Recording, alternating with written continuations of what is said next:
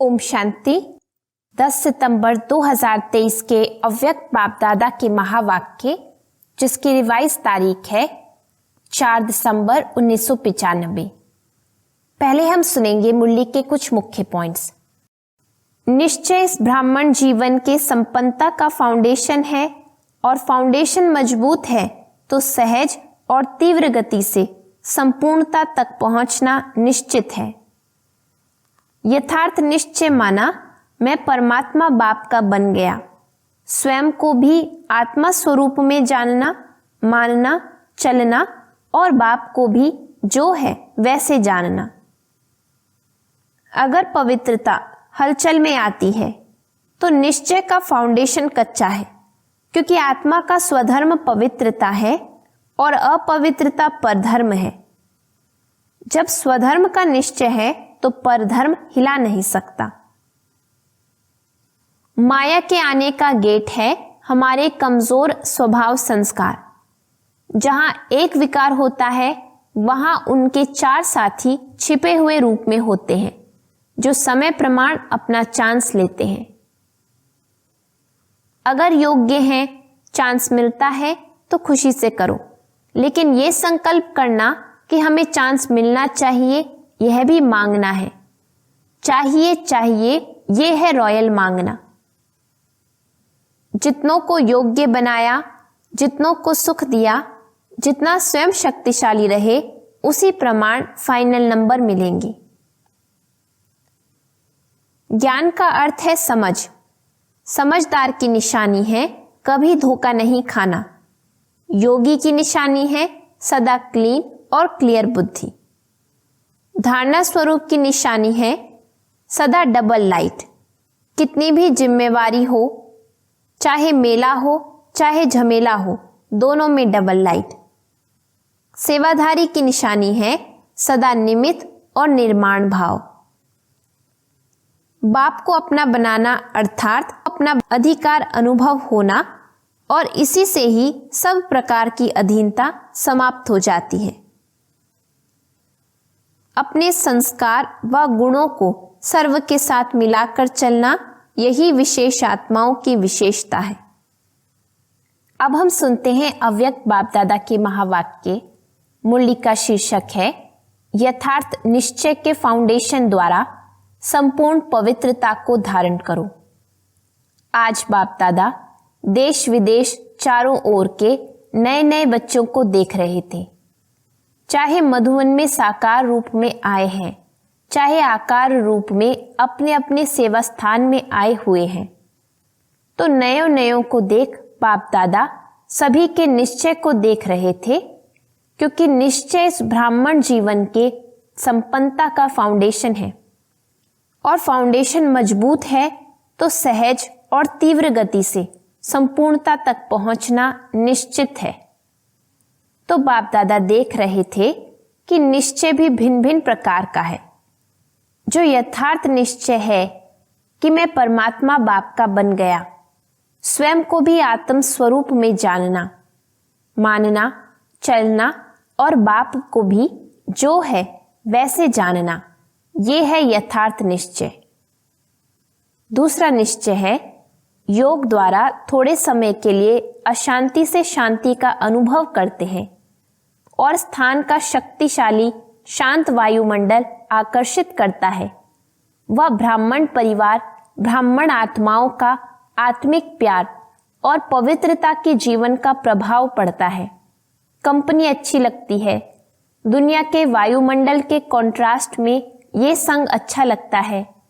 ज्ञान भी अच्छा, परिवार भी अच्छा, वायुमंडल भी अच्छा। तो वो अच्छा लगना उस फाउंडेशन के आधार पर चलते रहते हैं। ये है दूसरा नंबर। पहला नंबर सुनाया यथार्थ निश्चय, और दूसरा नंबर अच्छा लगता है, और तीसरा नंबर दुनिया के संबंधियों के दुखमय वातावरण से बचकर जितना समय भी सेवा केंद्र पर आते हैं, उतना समय दुख से किनारा होकर शांति का अनुभव करते हैं। ज्ञान की गुह्यता में नहीं जाएंगे, लेकिन शांति की प्राप्ति के कारण कभी आते हैं और कभी नहीं भी आते हैं। लेकिन यथार्थ निश्चय बुद्धि विजयी होते हैं। और देखा जाता है कि जब शुरू शुरू में आते हैं तो अशांति से तंग होते हैं, शांति के इच्छुक होते हैं। तो जैसे प्यासे को एक बूंद भी अगर पानी की मिल जाए तो वो बहुत बड़ी बात अनुभव करता है। तो अप्राप्ति से प्राप्ति होती है। परिवार में, ज्ञान में, योग में, वायुमंडल में अंतर दिखाई देता है। तो पहला समय बहुत अच्छे उमंग उत्साह से चलते हैं, बहुत नशा रहता है, खुशी भी होती है। लेकिन अगर पहले नंबर के यथार्थ निश्चय का फाउंडेशन पक्का नहीं है, दूसरे या तीसरे नंबर का निश्चय है, तो धीरे धीरे जो शुरू की खुशी, शुरू का जोश है, उसमें फर्क आ जाता है।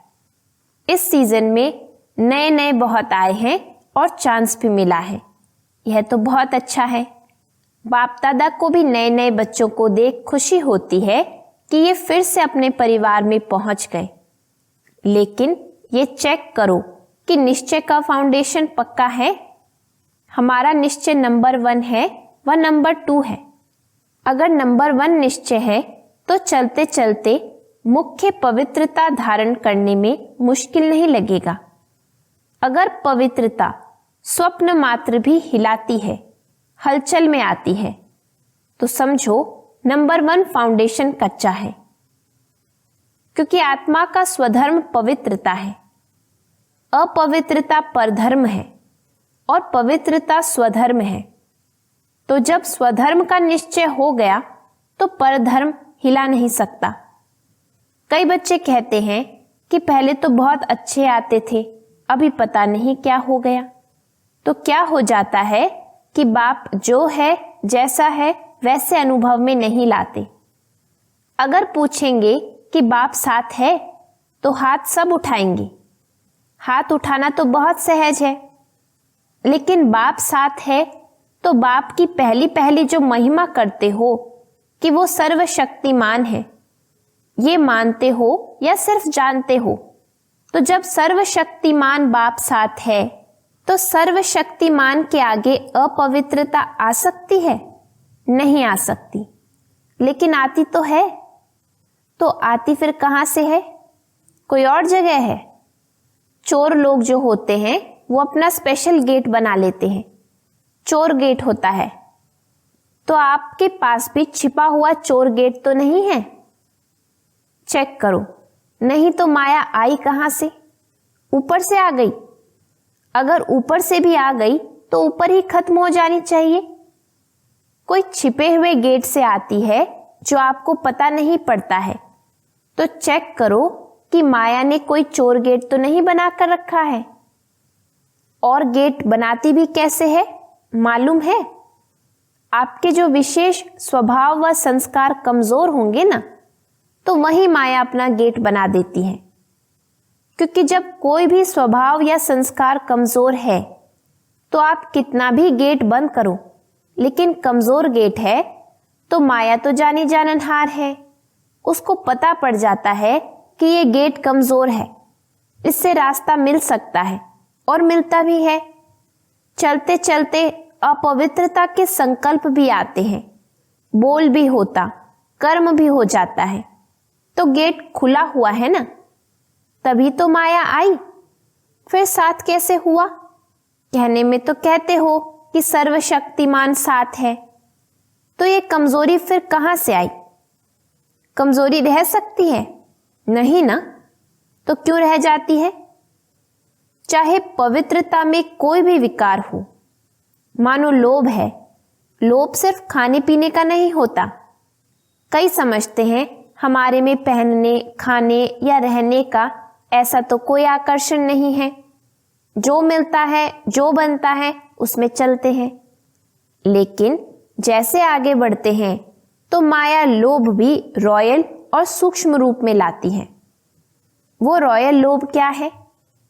चाहे स्टूडेंट हो, चाहे टीचर हो, माया दोनों में रॉयल लोभ लाने का फुल पुरुषार्थ करती है। मानो स्टूडेंट है, बहुत अच्छा निश्चय बुद्धि, सेवाधारी है, सब में अच्छा है, लेकिन जब आगे बढ़ते हैं तो ये रॉयल लोभ आता है कि मैं इतना कुछ करता हूँ, सब रूप तरह से मददगार हूँ, तन से, मन से, धन से, और जिस समय चाहिए उस समय सेवा में हाजिर हो जाता हूँ, फिर भी मेरा नाम कभी भी टीचर वर्णन नहीं करती कि ये जिज्ञासु बहुत अच्छा है। अगर मानो ये भी नहीं आवे तो फिर दूसरा रूप क्या होता है? अच्छा, नाम ले भी लिया तो नाम सुनते सुनते मैं ही हूं, मैं ही करता हूं, मैं ही कर सकता हूं, वो अभिमान के रूप में आ जाएगा। या बहुत काम करके आए और किसी ने आपको पूछा भी नहीं, एक गिलास पानी भी नहीं पिलाया, देखा ही नहीं, अपने आराम में या अपने काम में बिजी रहे, तो ये भी आता है कि करो भी और पूछे भी कोई नहीं। तो करना ही क्या है? करना या ना करना एक ही बात है, पूछने वाला तो कोई है नहीं, इससे आराम से घर में बैठो, जब होगा तब सेवा करेंगे। तो ये भिन्न भिन्न प्रकार का विकारों का रॉयल रूप आता है। और एक भी विकार आ गया ना, मानो लोभ नहीं आया लेकिन अभिमान आ गया, या अपने मानने तक का हमारी मान्यता हो उसका भान आ गया, तो जहां एक विकार होता है वहां उनके चार साथी छिपे हुए रूप में होते हैं। और एक को आपने चांस दे दिया तो वो छिपे हुए जो हैं वो भी समय प्रमाण अपना चांस लेते रहते हैं। फिर कहते हैं कि पहले जैसा नशा अभी नहीं है, पहले बहुत अच्छा था, पहले अवस्था बड़ी अच्छी थी, अभी पता नहीं क्या हो गया है। माया चोर गेट से आ गई, ये है पता, ये नहीं कहो पता नहीं। और टीचर को भी आता है। टीचर को क्या चाहिए? सेंटर अच्छा हो, कपड़े भले कैसे भी हो लेकिन सेंटर थोड़ा रहने लायक तो अच्छा हो, और जो साथी हो वो अच्छे हो, स्टूडेंट अच्छे हो, बाबा की भंडारी अच्छी हो। अगर अच्छा स्टूडेंट चेंज हो जाए तो दिल थोड़ा धड़कती है। फिर समझते हैं कि क्या करें, ये मददगार था ना, अभी वो चला गया। मददगार जिज्ञासु था, वह बाप है। तो उस समय कौन दिखाई देता है, जिज्ञासु या बाप? तो ये रॉयल माया फाउंडेशन को हिलाने की कोशिश करती है। अगर आपको निश्चय है सर्वशक्तिमान साथ है तो बाप किसी न किसी को निमित्त बना ही देता है। कई फिर सोचते हैं हमें कम से कम एक बार आबू की कॉन्फ्रेंस में या किसी बड़ी कॉन्फ्रेंस में चांस मिलना चाहिए। चलो और नहीं योग शिविर तो करा ले, ये भी तो चांस होना चाहिए ना। चलो भाषण नहीं करें, स्टेज पर तो आवे, आखिर विनाश हो जाएगा, क्या विनाश तक भी हमारा नंबर नहीं आएगा? नंबर तो आना चाहिए ना।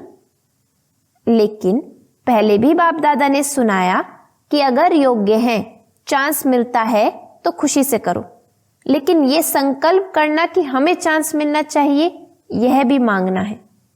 चाहिए चाहिए, ये है रॉयल मांगना। ये होना चाहिए, ये हमें पहचानते नहीं हैं।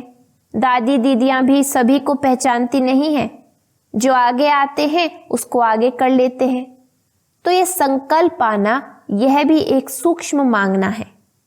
लेकिन बाप दादा ने सुना दिया है कि मानो आप स्टेज पर आ गई या आपकी कोई विशेषता के कारण योग नहीं भी है, अवस्था इतनी अच्छी नहीं है, लेकिन बोल में, कैचिंग पावर में विशेषता है, तो चांस मिल जाता है। क्योंकि किसी की वाणी में मिठास होता है, स्पष्टता होती है और कैचिंग पावर होती है, तो यहाँ के वहाँ के मिसाल वगैरह कैच करके सुनाते हैं, इसलिए उन्हों का नाम भी हो जाता है। कौन चाहिए? फलानी चाहिए। कौन आवे? फलानी आवे, चाहे योग में कच्ची भी हो। तो इस पर नंबर फाइनल नहीं होने हैं। जो फाइनल नंबर मिलेंगे वो ये नहीं होगा कि इसने कितने भाषण किए या इसने कितने स्टूडेंट व सेंटर बनाए हैं, लेकिन योग्य कितनों को बनाया है। सेंटर बनाना बड़ी बात नहीं है, लेकिन योग्य कितनी आत्माओं को बनाया। नाम हो गया 30 सेंटर की इंचार्ज है और 30 में से 15 हिल रहे हैं, 15 ठीक हैं, तो फायदा हुआ या सिर्फ नाम हुआ? सिर्फ नाम होता है कि फलानी के 30 सेवा केंद्र हैं, लेकिन नंबर इससे नहीं मिलेगा। फाइनल नंबर जितनों को सुख दिया, जितना स्वयं शक्तिशाली रहे उसी प्रमाण मिलेंगे। इसलिए ये भी चाहिए खत्म कर दो, नहीं तो योग नहीं लगेगा। रोज यही देखते रहेंगे कि फलानी जगह प्रोग्राम हुआ, मेरे को फिर भी नहीं बुलाया, अभी परसों यहाँ हुआ, कल वहां हुआ, आज यहाँ हुआ, तो योग लगेगा या गिनती होती रहेगी? तो मुख्य बात जो यथार्थ निश्चय है उसको पक्का करो। कहने में तो कह देते हो मैं आत्मा हूं और बाप सर्वशक्तिमान है, लेकिन प्रैक्टिकल में, कर्म में आना चाहिए। बाप सर्वशक्तिमान है, लेकिन मेरे को माया हिला रही है, तो कौन मानेगा आपका बाप सर्वशक्तिमान है? क्योंकि उससे ऊपर तो कोई है नहीं। तो बाप दादा आज निश्चय के फाउंडेशन को देख रहे हैं, चाहे नए हैं चाहे पुराने हैं, लेकिन इस निश्चय के फाउंडेशन को प्रैक्टिकल में लाओ और समय पर यूज करो। समय बीत जाता है, फिर बाप के आगे पश्चाताप के रूप में आते हो, क्या करें बाबा, हो गया, आप तो रहम दिल हो, रहम कर दो। तो ये क्या हुआ? ये भी रॉयल पश्चाताप है। साथ है तो किसी की हिम्मत नहीं है। निश्चय बुद्धि का अर्थ ही है विजय। अगर कोई हिसाब किताब आता भी है तो मन को नहीं हिलाओ, स्थिति को नीचे ऊपर नहीं करो। चलो आया और फट से उसको दूर से ही खत्म कर दो। अभी योद्धे नहीं बनो। कई अभी निरंतर योगी नहीं है, कुछ समय योगी हैं और कुछ समय युद्ध करने वाले योद्धे हैं। लेकिन अपने को कहलाते क्या हो? योद्धे की योगी कहलाते तो सहज योगी हो।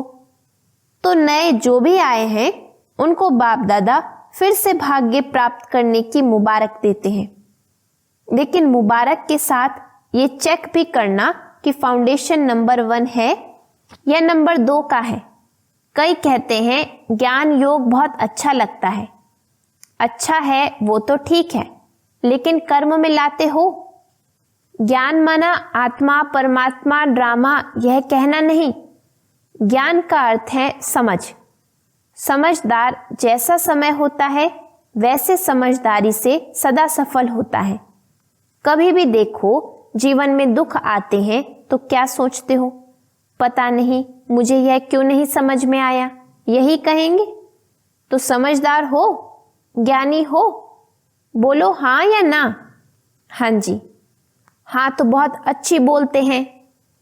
समझदार की निशानी है कभी धोखा नहीं खाना, यह है ज्ञानी की निशानी। और योगी की निशानी है सदा क्लीन और क्लियर बुद्धि। क्लीन भी हो और क्लियर भी हो। योगी कभी नहीं कहेगा पता नहीं पता नहीं, उनकी बुद्धि सदा ही क्लियर है। और धारणा स्वरूप की निशानी है सदा स्वयं भी डबल लाइट। कितनी भी जिम्मेवारी हो लेकिन धारणा मूर्त सदा डबल लाइट। चाहे मेला हो चाहे झमेला हो, दोनों में डबल लाइट। और सेवाधारी की निशानी है सदा निमित्त और निर्माण भाव। तो ये सभी अपने में चेक करो। कहने में तो सभी कहते हो ना कि चारों ही सब्जेक्ट के गॉडली स्टूडेंट हैं, तो निशानी दिखाई देनी चाहिए। तो नए नए क्या करेंगे? अपने निश्चय को और पक्का करना।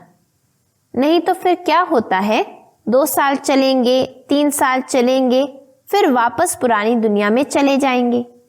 और फिर जो वापस जाते हैं वो उस दुनिया में भी सेट नहीं हो सकते हैं, ना इस दुनिया के रहते ना उस दुनिया के। इसलिए अपना फाउंडेशन बहुत पक्का करो। अनुभव करो सर्वशक्तिमान बाप साथ है। बस एक बात भी अनुभव किया तो सब में पास हो जाएंगे। देखो आजकल प्राइम मिनिस्टर है, मिनिस्टर है, उसके साथ का भी नशा रहता है। ये तो सर्वशक्तिमान है। अच्छा, चारों ओर के सदा श्रेष्ठ भाग्यवान भाग्य विधाता को अपना बनाने वाले ऐसे श्रेष्ठ आत्माओं को सदा बाप दादा के श्रीमत को सुना और किया, ऐसे सर्व सपूत बच्चों को सदा सेवा में अचल रहने वाले झमेला मुक्त और परमात्म मिलन मेला मनाने वाले सभी बच्चों को बाप दादा का याद प्यार और नमस्ते। अच्छा, डबल विदेशियों को डबल नशा है ना? डबल विदेशी अर्थात डबल लाइट, डबल नशा और डबल बाप दादा और परिवार के प्यारे। समझा? वरदान, अपनेपन के अधिकार की अनुभूति द्वारा अधीनता को समाप्त करने वाले सर्व अधिकारी भव। बाप को अपना बनाना अर्थात अपना अधिकार अनुभव होना। जहां अधिकार है वहां ना तो स्व के प्रति अधीनता है, न संबंध संपर्क में आने की अधीनता है, न प्रकृति और परिस्थितियों में आने की अधीनता है। जब इन सब प्रकारों की अधीनता समाप्त हो जाती है तो सर्व अधिकारी बन जाते। जिन्होंने भी बाप को जाना और जानकर अपना बनाया वही महान है और अधिकारी है। स्लोगन, अपने संस्कार व गुणों को सर्व के साथ मिलाकर चलना यही विशेष आत्माओं की विशेषता है। ओम शांति।